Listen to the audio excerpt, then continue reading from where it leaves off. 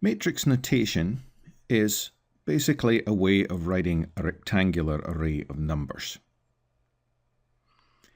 So an m by n matrix would have m rows, here 2 rows, so this is a row, so there are 2 of them, and rows are horizontal, and n columns. So here there are 3 columns, so n is 3, and the columns are vertical. And conventionally in matrix notation, this array is enclosed in these square brackets.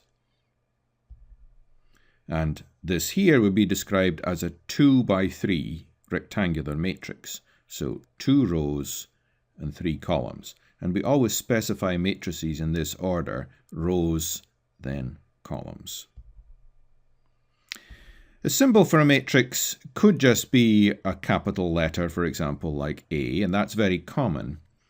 Actually, here in the quantum mechanics I'm going to do, I need to be able to distinguish matrices and other so-called linear operators from numbers and simple variables. So I'm going to adopt a notation where I put a hat over here, over the symbol A, to be very clear that I'm talking about a matrix or an operator. So I need to make that distinction, so I use this notation, which is also quite common in quantum mechanics, but relatively unusual in just ordinary matrix algebra.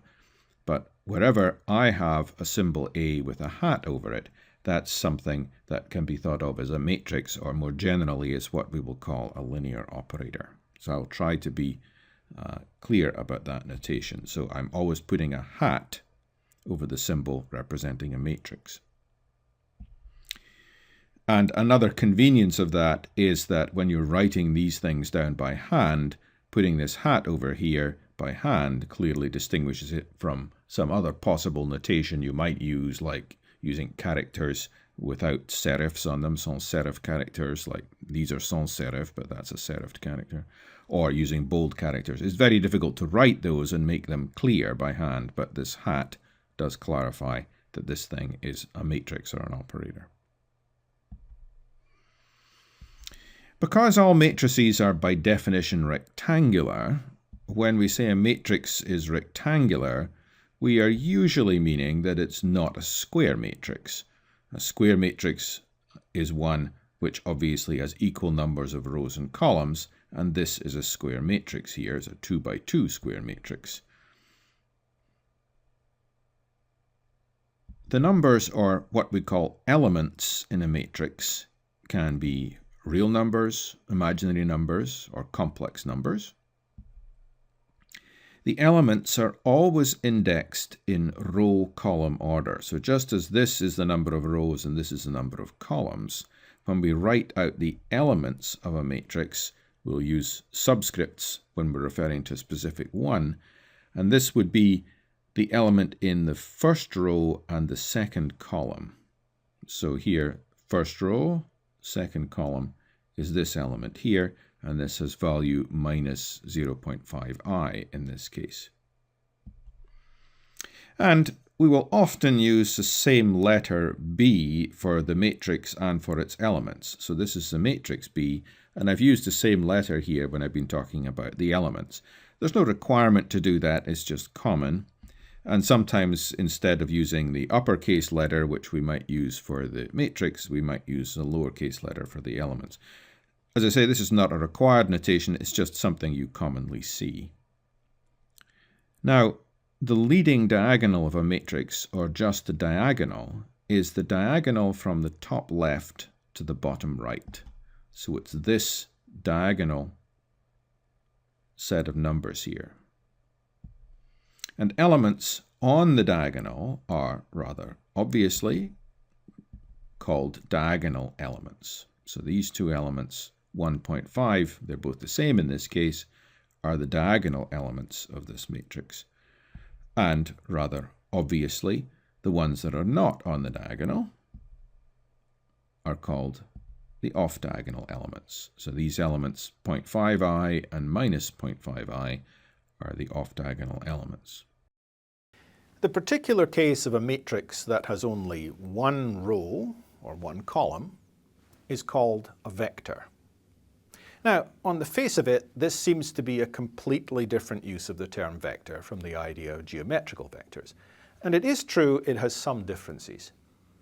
However, we're going to give these new vectors many mathematical properties that are quite analogous to the properties we have in geometrical vectors, such as, for example, ideas of orthogonality, which in geometrical vectors corresponds to right angles, and also length. And this will make our new vectors a generalization of the concept of a vector as used in geometry. A geometrical vector can be represented by a list of three numbers, these being its components along three coordinate axes. In our generalized form of a vector, it can have any number of elements. Technically, we might say that our generalized form of a vector can have any number of dimensions, not just the three dimensions of ordinary geometrical space. And another important extension is that these elements of our mathematical vector now may also be complex numbers, in contrast to geometrical vector components, which are always real. We always have a real number projection along axes. It is also true, though, that we can use our new idea of vectors and their algebra to represent geometrical vectors and much of their algebra, such as addition and dot products. So it is meaningful to think of these two kinds of vectors as being versions of the same idea.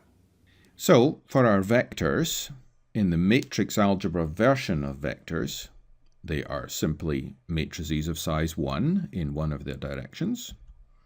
And we have to specify, when we're talking about a vector, whether it's a row vector. So this is a row vector. It's a matrix with one row, or a vector, a row vector. Or a column vector. So here's a column vector. It's a matrix with one column. Technically, a vector is a matrix. But we almost exclusively use the term vectors for such single row or single column matrices. Because of the way we use such vectors in linear algebra generally, we tend to think of them differently, and we use a different set of symbols for them from those that we use for matrices. In physical problems, for example, vectors typically represent the physical state of the system. So the vector could be representing the wave that we currently have, or perhaps the density in space of something or other. But the matrices often represent some manipulation we're going to perform on a system. For example, in the classical world, we could have a vector such as velocity, with velocity being an example of the state of a system. Our matrix could then represent some change we're going to make, or mathematically, some operation we're going to perform, such as changing the direction and magnitude of the velocity in some way.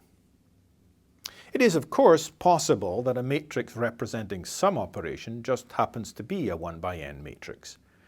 But in thinking about a physical problem, we would still be making a conceptual distinction between that matrix, which happens to be 1 by n, and an n-dimensional vector, even though all the algebraic properties of the two are the same.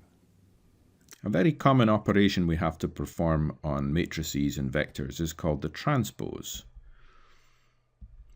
And it's denoted by a superscript t, and it's a reflection about a diagonal line from the top left to the bottom right. So the result of this operation is that the 6 is going to move up to this position, the 1 will move down to that position, the -5 will move up to this position, and the -3 will move to this position. The 2 and the 4 still remain at the top left and bottom right of the matrix. So algebraically, in terms of the elements of the matrix, the mnth element of the transpose of a matrix, that's the element in the mth row and the nth column, is the same as the element in the nth row and the mth column of the original matrix.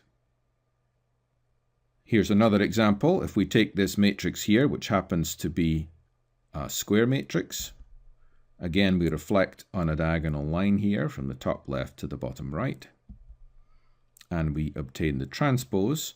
And in this particular case, all that has really happened is that this element and this element have been swapped over. And algebraically, again, the same thing. The mnth element of the transpose is the same as the nmth element of the original matrix.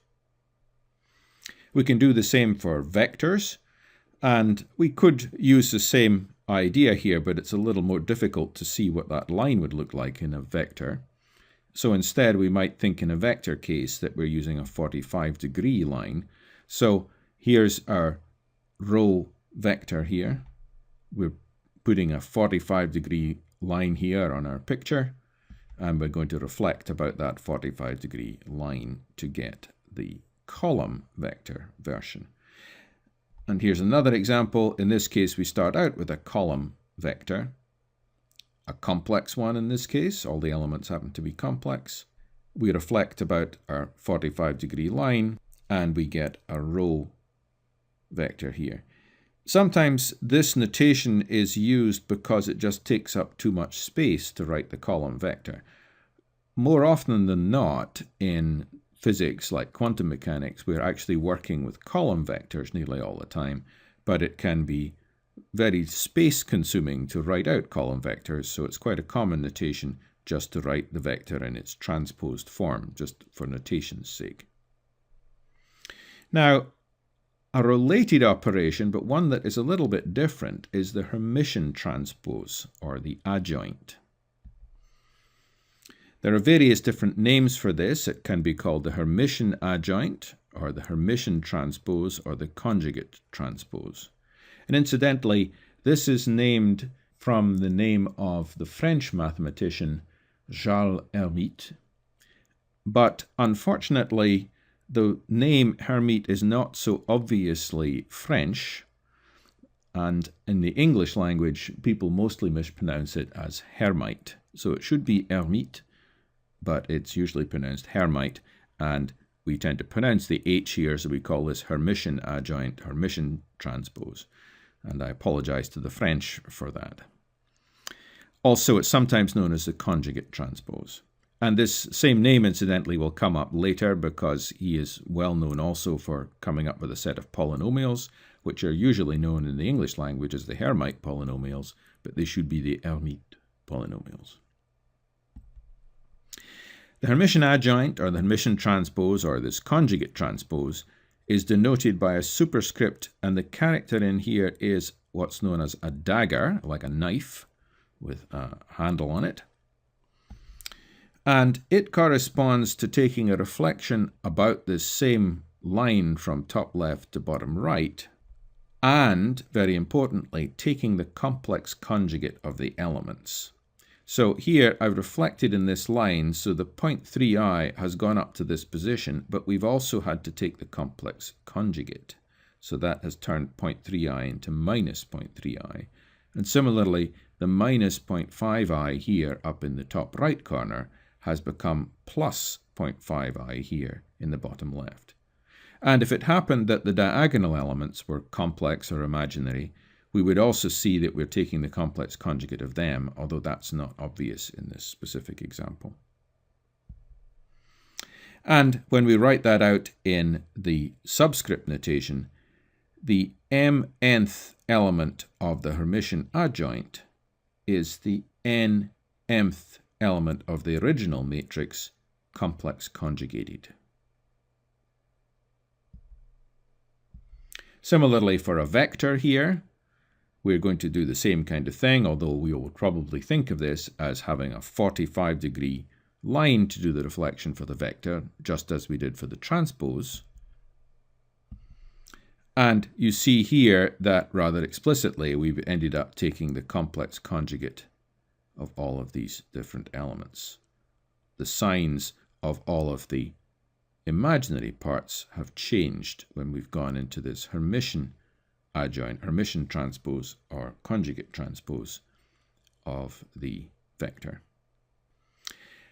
A very special and important kind of matrix is one that's called a Hermitian matrix. And a matrix is said to be Hermitian if it is equal to its own Hermitian adjoint, or its own Hermitian transpose or conjugate transpose. So that means that if a matrix is Hermitian, B dagger, the Hermitian adjoint, is equal to B. So here's an example of a matrix that is Hermitian. The values of the off-diagonal elements here are 0.5i and minus 0.5i. So when we reflect in the diagonal, we take this element up to here and this one down to there, and in the course of doing that, we also take the complex conjugate, but the complex conjugate of 0.5i is minus 0.5i.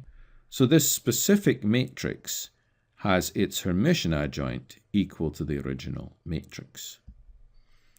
And element by element, that means that the nth element of B dagger is the same as the nth element of B. If two matrices are the same for all of their elements, then the matrices are the same. And note that the order here of these subscripts is the same on both sides.